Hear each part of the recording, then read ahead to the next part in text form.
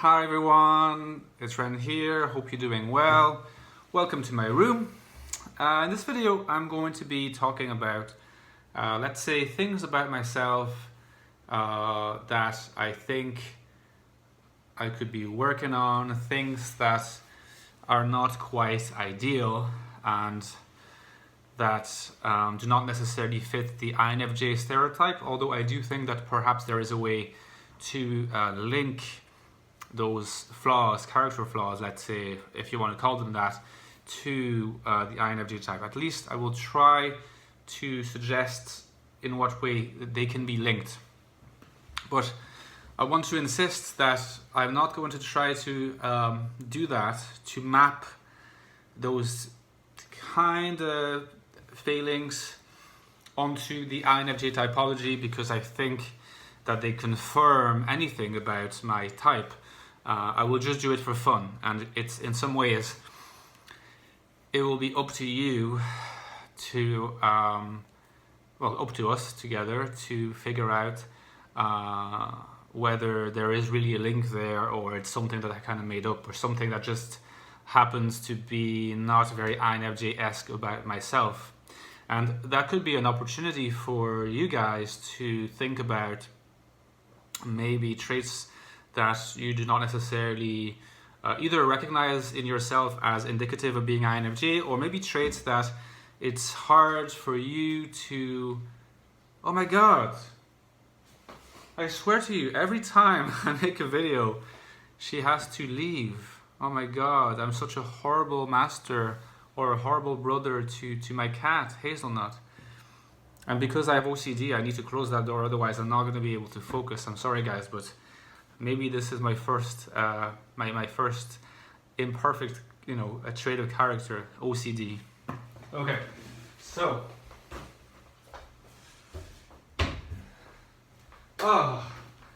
I suddenly feel an immense wave of relief. Look at this door. Notice that it is not actually a closed door. It's closed in the sense that I cannot see through it. It's not quite ajar. However, it's not closed as in I don't have to grab the handle to open it, which produces a noise that annoys me. Oh my god, I'm a terrible person. I have so many phobias and little sources of irritation. I think if my girlfriend sees that, she's gonna be like, my god, Ren is crazy. And since she's gonna see it, I just hope that she will forgive it. Anyway, so yeah, I was mentioning things. There are certain character traits that we have. I think that are traits that we do not necessarily want to admit to ourselves, or that we are not happy to bring to the forefront of our consciousness because we wish we were different. At least there are definitely traits of mine that are like this, and that's what I'm going to be talking about in this video. And let's see if I can sort of find, even for the game, an MBTI function related kind of, if not justification, at least explanation for these flaws. So what could they be? I would say that I am... So the one thing that people tell me a lot of the time, not all the time, not everyone actually, it depends on whether people know me well or not, is that I am, I'm not going to go into the typical things that INFJs are going to hear, like, oh, I thought you were going to be more available than you actually are, and that's because we are social introverts, and that's a paradox, and we already know this, so I'm not going to go into too much of that. But people do tell me sometimes that I seem to need a lot of time to acclimatize to things. So even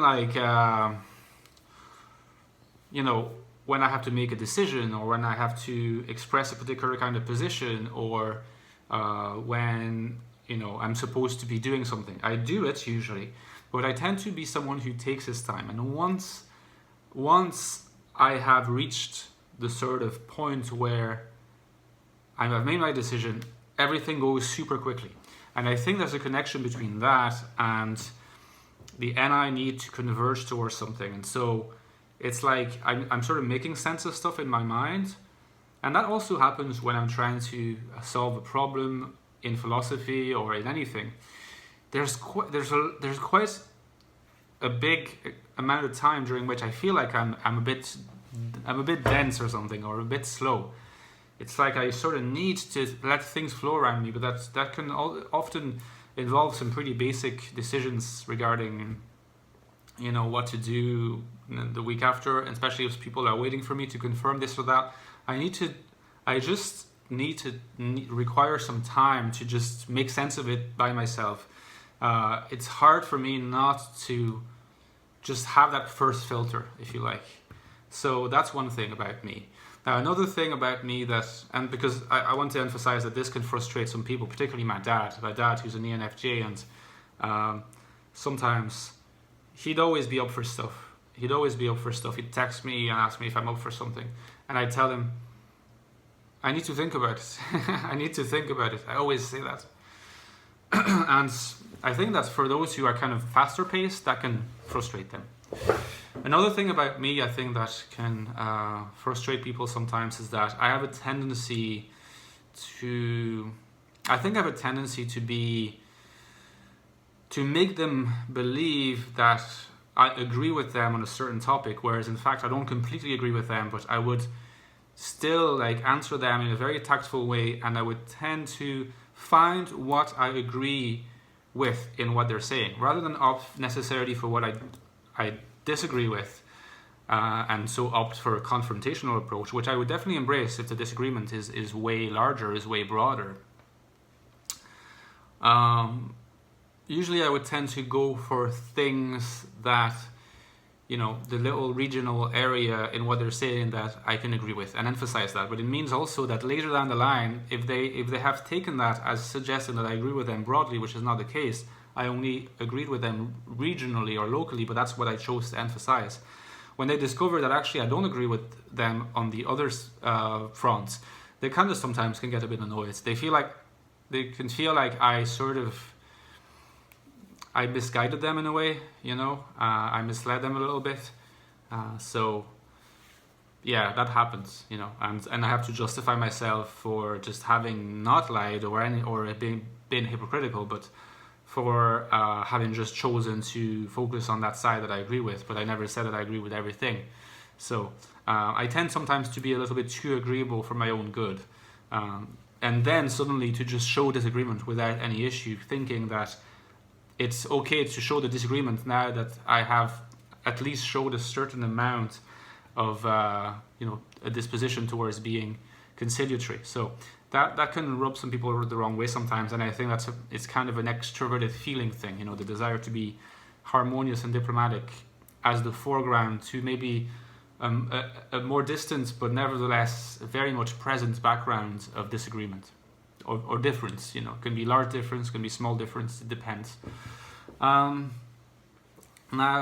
another thing that I think some people can have an issue with is that I don't actually change my opinion very easily. Although I do give the impression, I think, that I can easily change my opinion. I tend to change my opinion about small things, but the things that I'm deeply convinced of, it's true that I don't budge really. It's just really, really hard to make me change my opinion. And because there is often this surface appearance of, of being pleasant, of being agreeable, people are not necessarily prepared to actually realize later down the line that I have not really changed in any of what I believe, and I don't necessarily vocalize it. I don't really voice this fact that I'm not changing, but it's you could almost associate it with a kind of pride in where I'm coming from. Like, I've done a lot of work to come to where I am, and what I think and the insights that I've reached have kind of cemented within they've coalesced with my sense of identity, and so it's almost impossible for me to dissociate myself from it. So there is this sense in which at first sight I may be open to critique and to changing my mind, and I'm very okay usually with being corrected at the smaller level, at the local level, like if I use a term not well or if I make a mistake of whatever kind. When it comes to the more deep-seated stuff, I don't really change. And it could be seen by some people, I guess, as a form of not being as open as I may appear to the opinions of other people. And I guess maybe I'll finish with another trait, which is a weird one. It's a weird one, and it's a one that is not easy to admit, but I will do it in this video because I think that, you know, the point is to be transparent. Is that there is a certain kind of, how could I phrase it? There is a certain unforgiving nature in me. Or not necessarily an unforgiving nature, but I do keep a grudge more than I like to pretend. I appear like I don't have grudges usually with people, and I don't appear like I'm easily ruffled by what people say, but if they do something that annoys me and that I find that was deeply wounding, and if they don't apologize, I can keep a grudge, and I can keep it for years, you know. And like, it's happened to some people to ask me years down the line, but we've lost touch, and I feel like you haven't really made the effort to, you know, to call me as often as you used to call me, or to answer my messages. And I said something like, I would say something like, that's true, and I'm sorry about it. And then very calmly, I would say, yeah, that's because, you know, we're like back like in 2017 during the summer, you did that, you know, like you were supposed to be there, and you were not, because you were pissed off at me, but you didn't tell me, and then you left me locked out of the house, and I had to travel 50 kilometers, whatever, to go to a hotel, and we never apologized for it. And I just never recovered. I think that, like from that point, something was broken. And the person would be like, what? But you didn't say anything, or really? But it's been years. And I'd be like, I'm sorry, that just happened. So that can happen, this unforgiving nature. And then next to it, there is some kind of, it's not unforgiving, but it's a form of, I don't know if you could say moral prejudice or moral judgment, but there is a sort of, I don't know if it's a paradox, but there's two forces kind of fighting against one another and colliding and fighting one another. One that is very much FE driven in the sense of like wanting to, like, encouraging people around me who are trying, people who are trying to do, like, to get better, to do better, to improve their lives, to just work, you know, I'd always be very, very encouraging with them. I'd try to participate in giving momentum to whatever they're trying to do. But then on the other hand, I can be quite judgmental of people who don't try, people who I consider to not be willing to muster the resources even though they could, especially if on top of that they make claims to being worthy of being given attention or whatever. You know, they're not doing the work. I can be judgmental, not necessarily that I would voice it, but I would think it, and so all the less likely to provide them with any kind of psychological support or relief, because the thing I would want to tell them is, well, you just need to, you need to get up like earlier, and I've told you many times, and you need to start doing things. So there is that part. And also, when people are complaining a lot about something, and they know what they're supposed to do, and they try a little bit, but they don't try enough, and then they continue, and it sort of enters this period of stagnation. I think sometimes I wish I were a little bit more patient, because sometimes, like when you're a friend, you just have the patience, you continue encouraging people throughout their trials and tribulations. And I do it, but when I can sort of, sometimes it's back to this kind of judgment where I feel like the person is not really putting in all the effort they could put towards change. My attitude can kind of turn around a little bit, and from open vocal support to a little bit too sharply, like I would not necessarily say anything, but I'd be like, in my mind, I'd be like, listen, you've got plenty of support, you're supposed to be doing something now. And this kind of quest for human betterment, moral betterment is one that I put on myself. I think I put like as a demand on myself so much that I expect others to put it high in their list of priorities as well. And when they do not, I can be a little bit too judgmental of that, I have to admit. And I think that it is, if I had to justify it in INFJ terms, I would say that again it's linked to FE and maybe a little bit of TI as well, for the analysis of what's not being done that could be done.